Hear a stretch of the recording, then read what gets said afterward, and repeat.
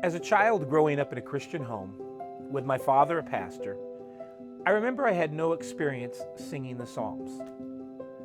So as I grew and understood a broader base of Scripture and commands, I was always perplexed by Paul's commands in Ephesians 5 and Colossians 3 to sing psalms, hymns, and spiritual songs. Yes, I could recognize that sometimes we did sing broad adaptations of the Psalms, not often, but occasionally. However, I can never remember specifically singing a psalm. As I grew older and became a husband to a wife that had many medical challenges, the Psalms became our prayers.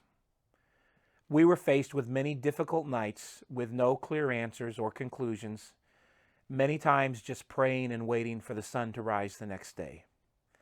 There was no one or any other book that could bring peace and understanding to the issues and emotions that we faced for many years. It was in those moments that we sought the Psalms out of desperation.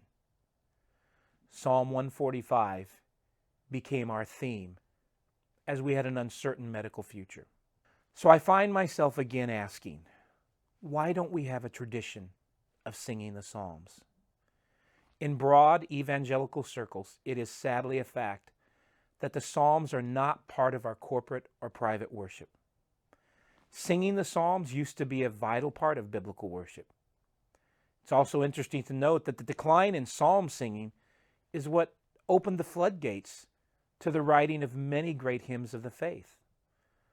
One great example is how that the psalm singing had deteriorated so much that Isaac Watts began to bring about a reformation of congregational singing with his hymns. At this moment in history, can we recover the balance that causes us to incorporate the Psalms and theologically sound hymns in our public worship? We think so. We think the time is right. And we are planning on combining several elements in Psalms of Grace to help churches and believers recover the Psalms in their lives. First, the actual text of the Psalms will be provided, written in poetic form with a short commentary. And we want to encourage you to read, pray, and sing aloud and in private the words of the psalmist. Secondly, we will provide 1 to 4 musical titles for each psalm that are either a poetic versification or an adaptation that captures the meaning and essence of a chapter or verses. Admittingly, we will miss some verses and some sections of chapters, because to completely cover all the verses and provide several musical titles would produce a very large volume. In fact, it probably could be 2 volumes. But in the interest of accessibility, we want to keep this down to a size of a large hymnal. And we also hope to structure access to this as an online resource as well.